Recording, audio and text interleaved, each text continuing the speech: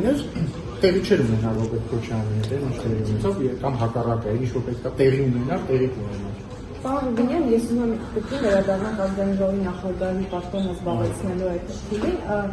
Դուք անցած 5 տարիներին ձեր ելույթները, ձեր գործելավոճը բավականին սուր եւ քննադատողական է եղել ընդդիմության նկատմամբ։ Ես ուզում եմ հարցնել, այս դեպքում արդեն դուք ընդհանուր խորհրդարանի բնականon գործունեությունը ապահովելու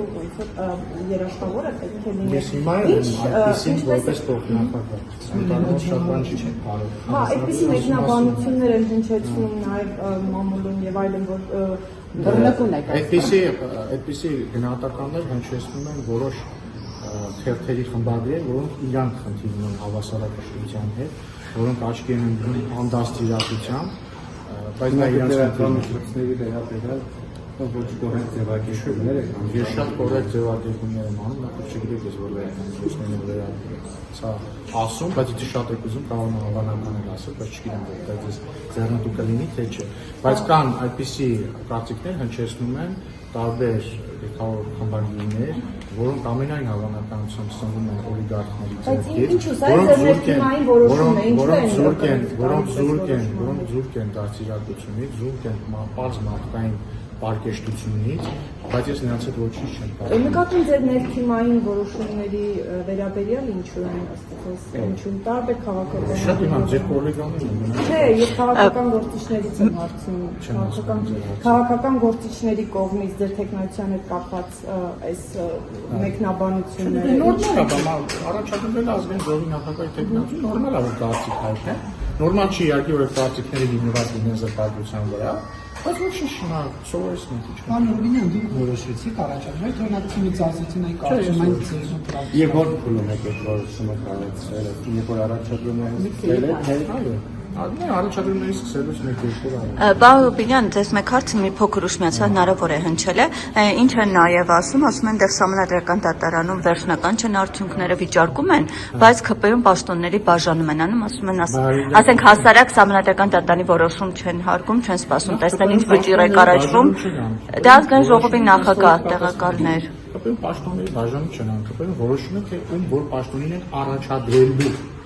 Իսկ պաշտոնին ոչ թե բաժանվելու է, այլ պաշտոնին ընտրելու են ազգային ժողովի պատգամավորները, երբ որ գա ձևավորի նոր խորհրդարանը։ Ինչ վերաբերում է Սահմանադրական դատարան, բանդինությունը չի սպասում Սահմանադրական դատարանի որոշման եւ քննարկում է մանդատները վերցնել։ Բայց իրենք որոշում չեն ասել, ասում են մենք տեսնենք ՍԴ-ն ինչ է ասում նոր։ Ասում են ներդրողների 60% ասում են վերցրեք, 40%-ը ասում են վերցրեք, մամուլում այդ նույն ձեր իրաց մամուլում քննարկում է, այսինչ կառաջադրեն այժմ փոխնախագահի պաշտոնին, թե չեն առաջադրի եւ այսպես շարունակ։ Եվ հաջորդը, իրական, եւ հաջորդը շատ լավ իրանք դիմել են Սահմանադրական դատարանը իր վճիռը կկայացնի, բայց մենք գիտենք, չէ՞ որ ընտրությունները արդար են անցել, թափանցիկ են անցել։ Դե ՍԴ-ն խնդիրներ է տեսնում, փոփոխություններ անում արդյունքներում։ Չէ՞, մենք մեր աշկերն ունենք, չէ՞։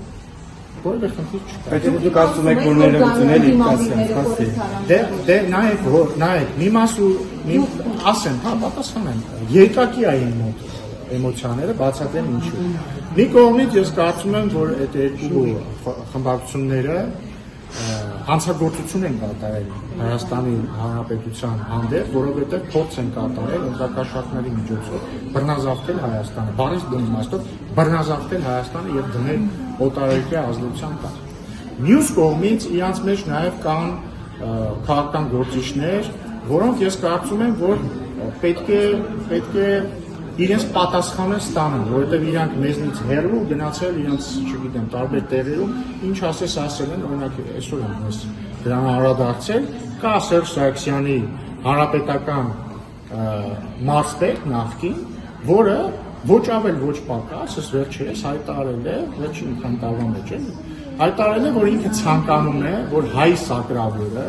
մահանա, զոհվի, ասել է ես ցանկանում եմ, մենք ցանկանում ենք, որպեսզի հայ սակրավորները, որոնք կմտնեն ականապատ դաշտ, պայթեն եւ այդ դաշտից կամ նրանց մարմինները հանեն կամ կթողեք պատասխանան։ Հա, սխալ չեմ մեջ բերում, ուղիղ մեջ բերում եմ, ու սրանից հետո ես չընդհատեմ։ Հա, ասում եմ, եւ ցանկանում ենք, որպեսզի դուրս բերեն կամ նրանց մարմինները, կամ նրանց վիրավոր մարմինները։ Հիմա ես կարծում եմ, օրինակ այդ կոնկրետ այդ մեկի դեպքում, Ես չեմ ուզում ինքն ազգային ժողով, որտեղ ես կարծում եմ, որ հայ զինվորի մահը ցանկացողը չպիտի լինի պատգամավոր։ Հիմա ես ոչ եմ անում ուժեղ Հայաստան խմբակցությունը ձևավորվելի կամ ուժեղ Հայաստան ցուցակը։ Բայց կթողեք միջև, բայց կթողեք։ Հիմա ես չեմ լսել բացի իրանից այդ կուսակցության մյուս ներկայացուցիչների կարծիքը այդ հայտարարության վերաբերյալ։ Տղապարծին իրանք ասում են չեմ համաձայն չեմ։ Բայց շատ լավ, եթե համաձայն չեն, ուրեմն պետք է հայտնեն եւ Էդգար Ղազարյանին, այդ մարդուն, ասեն դի մանդատը մի արի ազգային ժողով, որովհետեւ չի կարող մարդը, որը ցանկանում է հայ զինվորի մահը, որը ցանկանում է, որ հայ սակրավորը պայթի ականի վրա, չի կարող լինել պատգամավոր։ Հիմա տարբերակ մեկ, իրանք եթե հորդորեն, ես դա կգնահատեմ, կողջունեմ հրապարակալները։ Տարբերակ երկուս, եթե իրանք չեն անում դա նշանակում որ իրանք կիսում են քաղաքական պատասխանատվություն այդ հայտարարության։ Այն է հայ սակրավորը պետքա պայթի ականի վրա։ Իվայնը ներողություն, չեմ ներում, որովհետև պետքա թողեք ես ավարտեմ։ Դա բայց մենք էլ չէ։ Ես իրավունք ունեմ։ Դուք հարցը տալիս եք, որ ես պատասխան։ Հետևաբար ես չեմ ուզում նշյալ սուբյեկտը դառնա պատգամավոր։ Իսկ ընդհանուր առմամբ, էս է իրավիճակը, հիմա գալիս են, թող գան, չեն գալիս, թող։ Պարոն Ռուբինյան, որ նշում եք այդ ծավալի ընտրակաշառք է բաժանվել, ինչի իշխող ուժնել իր հերթին չի դիմում Սահմանադրական դատարան։ Շնորհակալություն, որտեղ 3 անգամ փորձ արեցի։ 3 անգամ փորձ արեցի։ Շնորհակալություն։ Ինձ հնարավոր չի ճնշել, շնորհակալություն, պարոն Ռուբինյան, ասում եք, որ չեք ցանկանում, հաց այդ ձեռագրերները տվեցիք, չնայած որ միտքը ամբողջապես չեք մեջբերում։ Լավ, իսկ ուզում եք, որ խորհրդարան կա պատգամավոր կամ անձը երաբլուրում ծիծաղում է, ով ծամոն է ծամում, Սահմանադրական դատարանում, չհարգելով նաև Բարդեն ինստիտուտը, վերաբերմունքը, կա խորհրդարան մարդիկ, ովքեր հայոյում են, դա վերաբերում են որում նաև շեշտեմն դիմադիր պատգամավորների հատվածին, ովքեր նման դրսևորումներ ունեն, փոխնախագահ դառնա մեկը, ով օրինակ ազատություն է տալիս իր մարմնի մասերին, մասնավորապես ոտքերին եւ այլն, սա որպես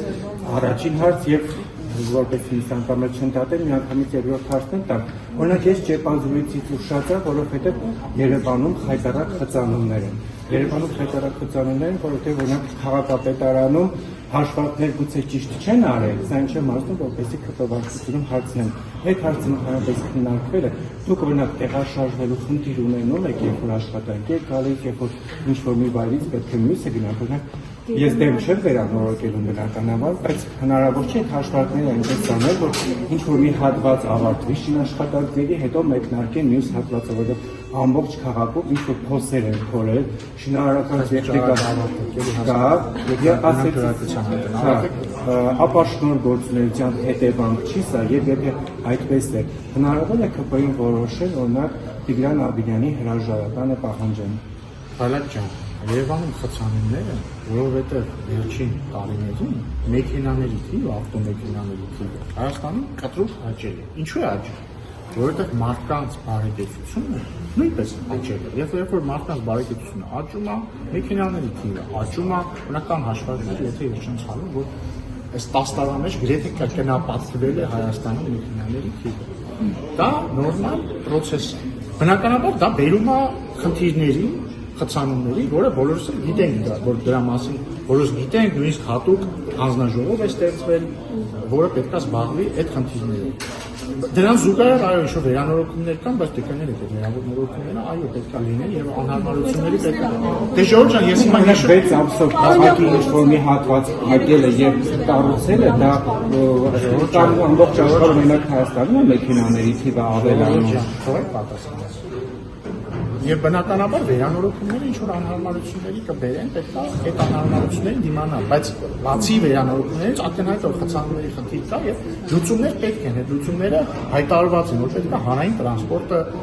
տրանսպորտի համակարգը բարելավի, պետք է ավելի շատ շարժակազմեր լինեն եւ այսպես շարունակ, գուցե գոտի ավորման անհրաժեշտություն լինի։ Այս խնդիրը կա եւ չեմ շփվում։ Դուք ասում եք ես խնդիրներ ունեմ տեղաշարժվելու, այնպես ինչպես բոլորը, ես էլ մեքենայով գալիս եմ եւ եթե խցանում ակնհայտ ես ավանում եմ մախինակի մետրո Աջափնյակի մեջ կարող եմ ձեր հատուկ Չէ, իմ հարցի առաջին հատվածը մնաց։ Վերադառնամ առաջին հատվածում, ձեր հարցի առաջին հատվածը կներեք, բայց շատ ինչ-որ խառը Լուսինե Բաբալյանը երաբլուրում ծիծաղում է։ Դուք սխալ եք ասում, ոչ չէ, դուք սխալ եք ասում, որովհետեւ երաբլուրը նախ ինչ ա եղել, երաբլուրի մուտքի մոտ կարող են ինչ-որ ժպտացել ամեն երկու խոսալով, բայց դուք հիմա բան եք, չեղած տեղից ինչ-որ թեմա է։ Կամ ասում են ինչ որ ծամոլ եք ասում, չգիտեմ ինչի մասն է խոսքը։ Ուզում եք ես մի հատ հերթով սկսեմ անդրադառնալ, թե որ լրագրողը որտեղ ծամոց կամ ինչ ասեց։ Բայց ոնց թե քրեակությունը